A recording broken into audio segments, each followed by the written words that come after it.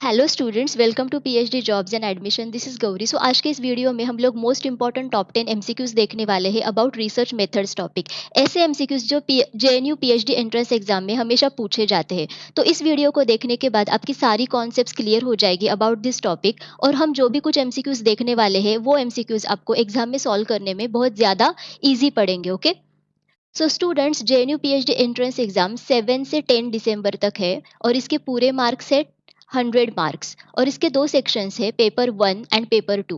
और पेपर 1 सभी के लिए कॉमन है and it is for research methodology and it carries 50 marks and paper 2 carries 50 marks. तो अगर आपको इस एंट्रेंस एग्जाम को क्वालिफाई करना है तो आपको 50% मार्क्स सिक्योर करने पड़ेंगे। ओके, तो इसके लिए ग्लोबल ऑनलाइन टीम आपके लिए रिसर्च मेथोडोलॉजी पर कंप्लीट कोर्स प्रोवाइड करता है, जिस कोर्स की मदद से आप 50% मार्क्स इस एग्जाम में क्वालिफाई कर सकते हो। ओके, तो इस कंप्लीट कोर्स में हम लोग आपको full syllabus video lectures provide करते हैं, जिसमें थियरी और एमसीक्यूज दोनों भी आते हैं।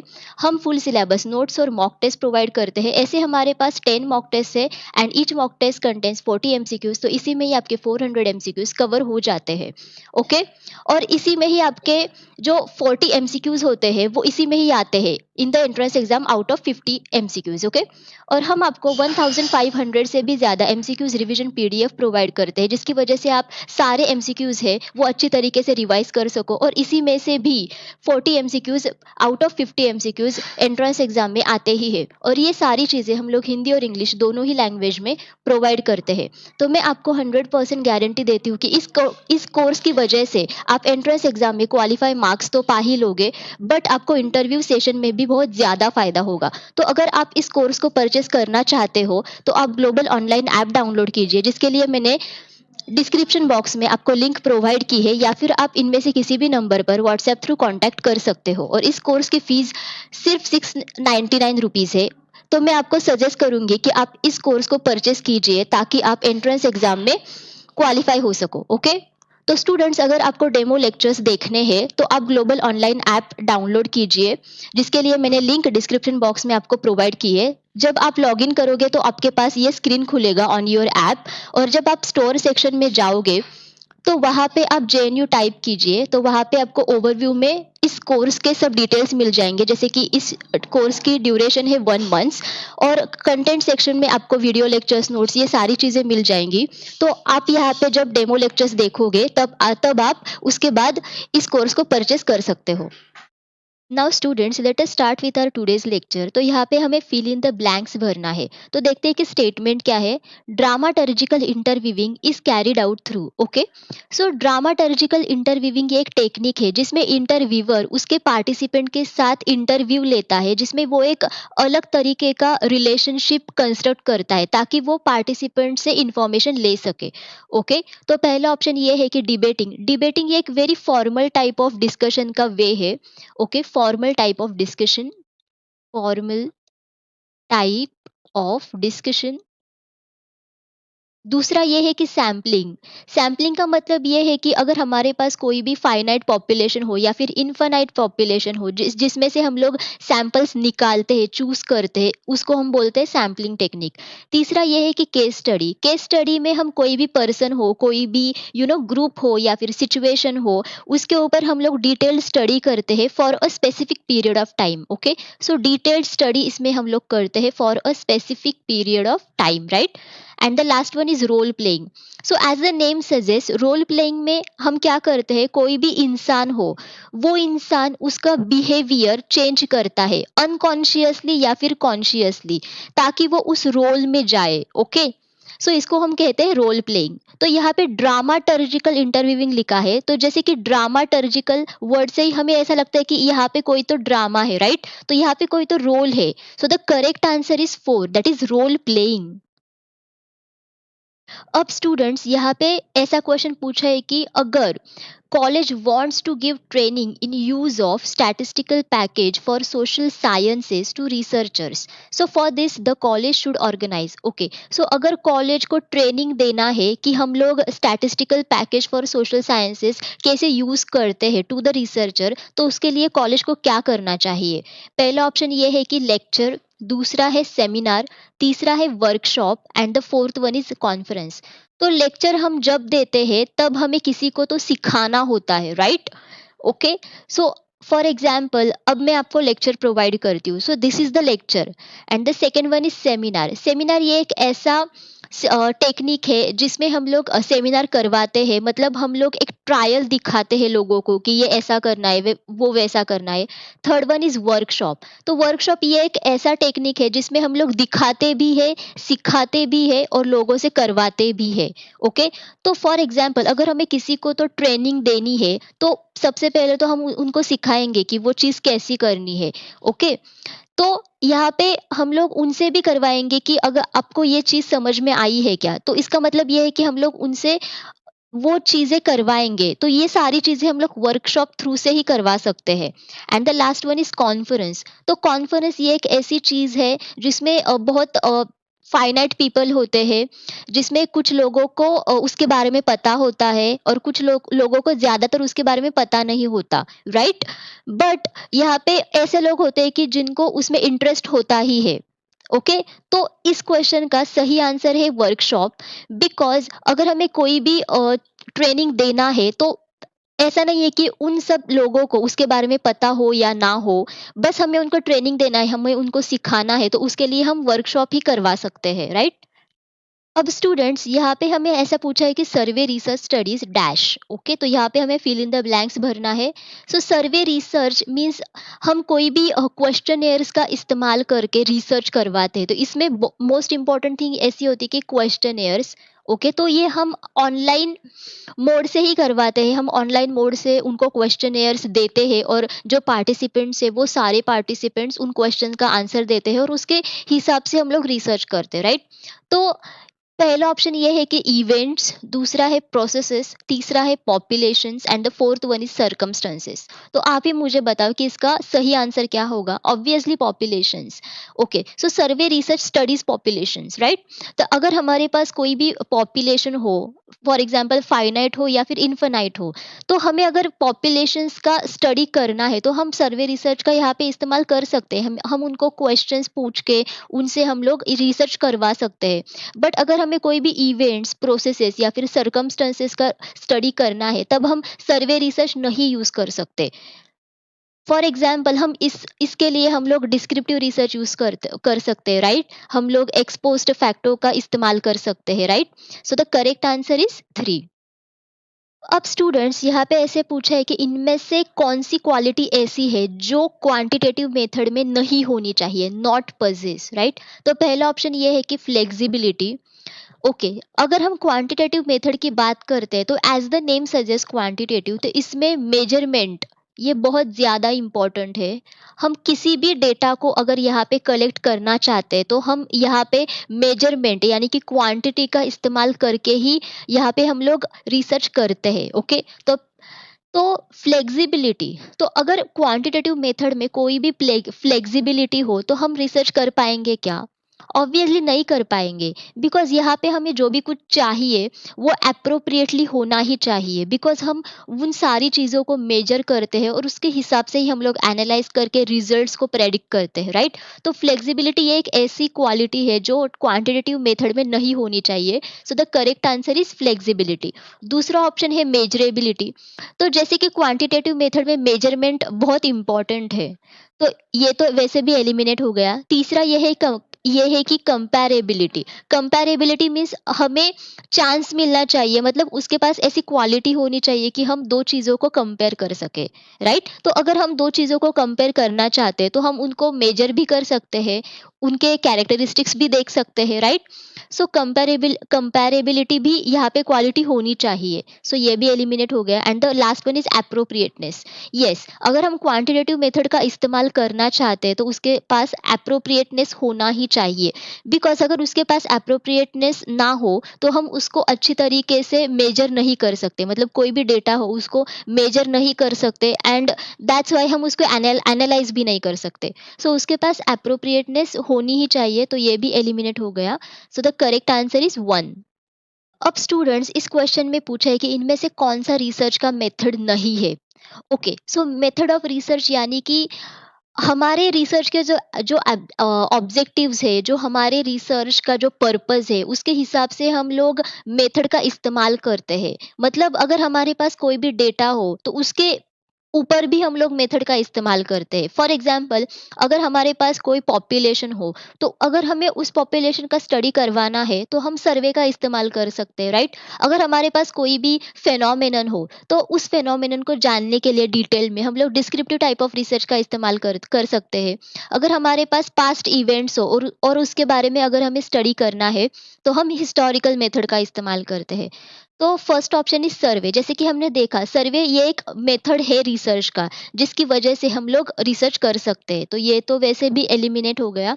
दूसरा ये है कि हिस्टोरिकल। जैसे कि हमने देखा, हिस्टोरिकल भी एक मेथड ऑफ रिसर्च है, जिसकी वजह से हम लोग पास्ट इवेंट्स के बारे में स्टडी करके उसका इस्तेमाल हम लोग प्रेजेंट और फ्यूचर के लिए कर सकते हैं, तो ये भी वैसे भी एलिमिनेट हो गया। Third is observation. So observation ये एक स्टेप है रिसर्च में, it is not the method of research, and it is the most important thing कि ऑब्जर्वेशन ये एक मेथड नहीं है रिसर्च का। ओके, सो ये करेक्ट आंसर है, right? And the last one is philosophical. Philosophical भी एक मेथड है रिसर्च का, जिसकी वजह से हम लोग जो जो थियरी है, जो कॉन्सेप्ट्स है, जो फिलोसॉफी में आते हैं, उनको हम लोग स्टडी करवा सकते हैं, सो ये भी एलिमिनेट हो गया। So the correct answer is 3। अब स्टूडेंट्स, इस क्वेश्चन में पूछा है कि which of the following methods will you choose to prepare choropleth map of India showing urban density of population. Choropleth map का मीनिंग ये है कि अगर हमारे पास कोई भी डेटा हो, ओके, और अगर हमें उस डेटा को अच्छी तरीके से डिस्क्राइब करना हो, तो हम लोग उस डेटा को डिफरेंट पार्ट्स में क्लासिफाई करेंगे based on the common characteristics, और हम उसको कलर्स देंगे ऐसे पार्ट्स को जिनके पास वो कॉमन कैरेक्टरिस्टिक्स है। ओके, फॉर एग्जांपल यहाँ पे इन्होंने पूछा है कि showing urban density of population, तो अर्बन डेंसिटी ऑफ पॉपुलेशन हमें शो करना है, राइट? और हमारे पास कोई मैप है, तो हम लोग जो रिच एरिया है, सॉरी, जो अर्बन एरिया है उसको हम लोग अलग कलर्स देंगे, और जो एरिया रूरल है उसको हम अलग कलर देंगे। ओके, सो द ऑप्शन है क्विंटाइल्स। क्विंटाइल्स का मतलब ये होता है कि अगर हमारे पास कोई भी पॉपुलेशन हो, तो उस पॉपुलेशन को हम लोग 5 डिफरेंट पार्ट्स में डिवाइड कर सके। 5 different parts, okay, based on the common characteristics. दूसरा ये है कि क्वार्टाइल्स। क्वार्टाइल्स का मतलब ये है कि पूरे पॉपुलेशन को 4 डिफरेंट पार्ट्स में हम लोग डिवाइड कर सके based on the common characteristics. तीसरा ये है कि break point. Break point as the name suggest, इसका मतलब ये होता है कि अगर हमारे पास कोई भी पॉपुलेशन हो, कोई भी उसमें कैरेक्टरिस्टिक हो, तो उसमें एक ब्रेक आ जाता है। ओके, सो इसका मतलब ये है कि कोई भी प्लेस हो या फिर टाइम हो, एट विच देयर इंटरप्शन आ जाता है, या फिर उसमें कोई भी सडनली चेंज हो जाता है, कोई भी टाइम हो, कोई भी प्लेस हो, सडन चेंज उसमें आ जाता है, इसका मतलब ये होता है कि break point, right? And the last option is mean. Mean तो हम सबको पता है कि मीन का मतलब होता है कि एवरेज। अगर हम सभी जो मेंबर्स है उनका सम निकाले और उसको डिवाइड करे by the total number of members, तो हमें मीन मिल जाता है। एसडी का मतलब होता है कि स्टैंडर्ड डेविएशन। स्टैंडर्ड डेविएशन ये एक ऐसी क्वांटिटी है जो एक्सप्रेस करती है कि हमारे पास कितने मेंबर्स ऐसे है ऑफ अ ग्रुप जो डिफरेंट है from the mean value. Okay, so mean value से जो ग्रुप्स डिफरेंट है, जो मेंबर्स डिफरेंट है, वो स्टैंडर्ड डेविएशन हमें बताता है। तो स्टूडेंट्स, आप ही मुझे बताओ कि इसका करेक्ट आंसर क्या होगा। Obviously the correct answer is 2 quartiles, because अगर हमारे पास पॉपुलेशन है और हमें उसमें अर्बन डेंसिटी ऑफ पॉपुलेशन को शो करना है on the map of India, okay, तो हमें क्वार्टाइल्स का ही इस्तेमाल करना पड़ेगा। हम हमारे पॉपुलेशन को 4 डिफरेंट पार्ट्स में डिवाइड करेंगे, और उन्हीं 4 पार्ट्स को हम डिफरेंट कलर्स में डिस्क्राइब करेंगे कि ये इसका डेंसिटी है, ये उसका डेंसिटी है। ओके, अब यहाँ पे पूछा है कि कोई भी डॉक्टर अगर relative effectiveness of 2 drugs of dengue fever study करना चाहता है, तो इनमें से कौन सा रिसर्च मेथड वो यूज करेगा। ओके, तो हमारे पास 2 ड्रग्स है डेंगू फीवर के, और हमें वो 2 ड्रग्स के इफेक्टिवनेस जानना है, उनका स्टडी करना है कि उनका इफेक्टिवनेस क्या है। तो हम इसमें से कौन सा रिसर्च इस्तेमाल करेंगे। तो पहला ऑप्शन ये है कि केस स्टडी। जैसे कि हमने देखा, केस स्टडी में हम लोग कोई भी पर्सन हो, कोई भी सिचुएशन हो, उसके ऊपर हम लोग डिटेल्ड स्टडी करते हैं for a specific period of time, right? तो इसमें हम लोग क्या करते हैं, डिटेल्ड स्टडी ओके। दूसरा ये है कि एथनोग्राफी। एथनोग्राफी का मतलब ये है कि हम लोग कोई भी कल्चर हो, उस कल्चर का अगर हमें अच्छी तरीके से स्टडी करना है, तब हम एथनोग्राफी का इस्तेमाल करते हो। ओके, तो इस मेथड में रिसर्चर को वहाँ पे जाके रहना पड़ता है, उस कल्चर में जाके रहना पड़ता है कि ताकि उस कल्चर में लोग कैसे रहते हैं, उनका बिहेवियर क्या है, वो सारी चीज़ें हम लोग यहाँ पे रिसर्च करते हैं। ओके। तीसरा ये है कि डिस्क्रिप्टिव सर्वे। जैसे कि हमने देखा, डिस्क्रिप्टिव सर्वे यानी कि ऐसा सर्वे जहाँ पे हम लोग डिस्क्रिप्टिवली कोई भी चीज़ हो, उसको हम लोग डिस्क्रिप्टिवली डिस्क्राइब कर सके। Okay. And the last one is experimental research. Experimental research ये एक ऐसा रिसर्च है जो हम कंट्रोल्ड एनवायरनमेंट में करते हैं, और यहाँ पे हमारे पास दो वेरिएबल्स होते हैं। एक होता है कि इंडिपेंडेंट वेरिएबल, दूसरा होता है कि डिपेंडेंट वेरिएबल। और यहाँ पे हम लोग इंडिपेंडेंट वेरिएबल को मैनिपुलेट करके डिपेंडेंट वेरिएबल पर क्या असर पड़ेगा इसका स्टडी करते हैं। तो हमें यहाँ पे अगर कोई भी इफेक्ट जानना हो किसी भी दो चीज़ों का, ओके, और हमारे पास दो वेरिएबल्स है, ओके, तो हम यहाँ पे एक्सपेरिमेंट करके उसका स्टडी कर सकते हैं। यानी कि अगर हमें दो ड्रग्स के इफेक्टिवनेस जानने हैं, उसके स्टडी करने, तो हम एक्सपेरिमेंटल रिसर्च कर सकते हैं। Okay, so the correct answer is 4। अब स्टूडेंट्स यहाँ पे पूछा है कि इनमें से कौन से मेथड्स ऐसे हैं जो डेटा क्लासिफिकेशन के मेथड्स नहीं है। ओके, सो हम लोग डेटा को क्लासिफाई करते हैं ताकि हम डेटा को अच्छी तरीके से लोकेट कर सके, ओके, और अच्छी तरीके से उनको स्टडी कर सके, राइट। सो पहला ये है कि स्पैशियल। स्पैशियल का मतलब ये होता है कि कोई भी डेटा जो कंसिस्ट होता है फ्रॉम द पॉइंट्स या फिर lines, polygons and other geographic and geometric data primitives. तो यहाँ पे मोस्टली पॉइंट्स आते हैं, या फिर लाइन्स आते हैं, पॉलीगॉन्स आते हैं। Okay, so it is the data from geographic and geometric data primitives. दूसरा ये है कि नॉर्मेटिव। नॉर्मेटिव का मतलब होता है कि अगर हमें कोई भी डेटा चूज करना है, तो हम रैंडमली रिप्रेजेंटेटिव सैंपल को चूज करते हैं फ्रॉम द वाइडर पॉपुलेशन। तो यहाँ पे हम लोग वाइडर पॉपुलेशन से रैंडमली डेटा को सिलेक्ट करते हैं, तो वो होता है नॉर्मेटिव डेटा। और ये एक ऐसा डेटा होता है कि जो कि रेफरेंस पॉपुलेशन से आता है, जिसके बारे में हमें सब कुछ पता हो। और अगर हम इस डेटा को हमारे जो एक्सपेरिमेंटल डेटा होता है उससे अगर हम लोग कंपेयर करते हैं, तो हम अच्छी तरीके से स्टडी कर पाते हैं। तो इसे हम कहते हैं कि normative data which is the data which is from the reference population. Okay, data from reference population, reference population. तीसरा ये है कि क्वालिटेटिव।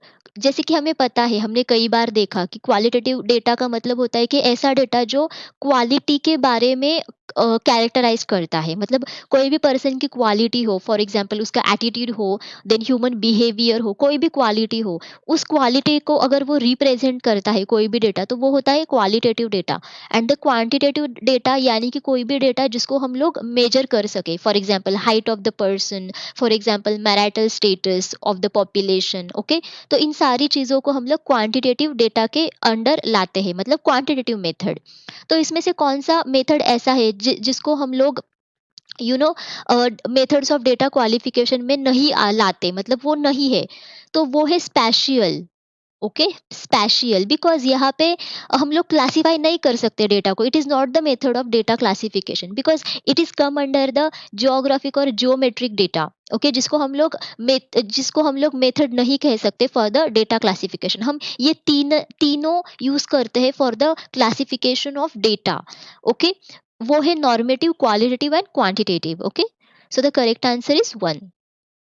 अब स्टूडेंट्स यहाँ पे पूछा है कि इनमें से कौन सा ऑप्शन ऐसा है जो रिसर्च टूल नहीं है। और ये तो बहुत ही इजी क्वेश्चन है। पहला ऑप्शन ये है कि ग्राफ, दूसरा है ये कि डायग्राम, तीसरा illustration and the fourth one is question. तो स्टूडेंट्स आप ही बताओ कि इसका आंसर क्या है। ऑब्वियसली इसका आंसर है 4, क्वेश्चनेयर। बिकॉज क्वेश्चनेयर ये एक ऐसा रिसर्च टूल है जिसकी वजह से हम लोग बहुत सारे पॉपुलेशन तक पहुंच सकते हैं, और इसकी वजह से हम लोग ऑनलाइन मोड से भी रिसर्च करवा सकते हैं, हम लोग डेटा ऑनलाइन मोड से भी कलेक्ट कर सकते हैं। सो the correct answer is 4। Now students, this is the last question of this lecture. तो यहाँ पे पूछा है कि इनमें से कौन सा टाइप ऐसा है जो एक्सपेरिमेंटल मेथड का टाइप नहीं है। ओके। इनमें से कौन सा ऑप्शन ऐसा है कि जो कि एक्सपेरिमेंटल मेथड का टाइप नहीं है? पहला ऑप्शन है सिंगल ग्रुप एक्सपेरिमेंट। जैसे कि हमें पता है कि एक्सपेरिमेंटल मेथड में हम डिफरेंट टाइप्स ऑफ ग्रुप्स का इस्तेमाल करते हैं। फॉर एग्जांपल हम लोग कंट्रोल ग्रुप का इस्तेमाल करते हैं, जिस पर हम लोग कोई भी ट्रीटमेंट नहीं करते। एंड दूसरा होता है कि एक्सपेरिमेंटल ग्रुप, एक्सपेरिमेंटल ग्रुप जिस पर हम लोग ऐसे पार्टिसिपेंट्स होते हैं जिस पर हम लोग एक्सपेरिमेंट्स करते हैं। ओके। तो सिंगल ग्रुप एक्सपेरिमेंट यानी कि यहाँ पे हम लोग सिंगल ग्रुप का ही इस्तेमाल करते हैं। सो ये एक टाइप ऑफ मेथड है, एक्सपेरिमेंटल मेथड, जहाँ पे हम लोग ओनली सिंगल ग्रुप का इस्तेमाल करके एक्सपेरिमेंट करते हैं। ओके। दूसरा ये है कि parallel group experiment. Parallel group experiment यानी कि हम दो ग्रुप्स पैरेलली इस्तेमाल करते हैं। ओके। तीसरा ये है कि rational group experiment. Rational group experiment यानी कि यहाँ पे जो पार्टिसिपेंट्स होते हैं ग्रुप के अंदर, उन वो फ्रीली, मतलब वो उनके फ्रीली विल से यहाँ पे पार्टिसिपेट होते हैं। मतलब उनके पास हम कोई ऐसा ये नहीं करते कि आप यहाँ पे हो ही पार्टिसिपेट, मतलब वो उनके इंटरेस्ट की वजह से यहाँ पे आते हैं in the experiment, in the group. Okay. And the last one is residual group experiment. ये कोई भी ऐसा मेथड नहीं है जो हम एक्सपेरिमेंटल मेथड में इस्तेमाल करते हैं। Okay. So the correct answer to this question is 4, that is residual group experiment. So students, if you like my this lecture, then please the hit like button and subscribe to our channel so that you can access my lectures every day. Okay.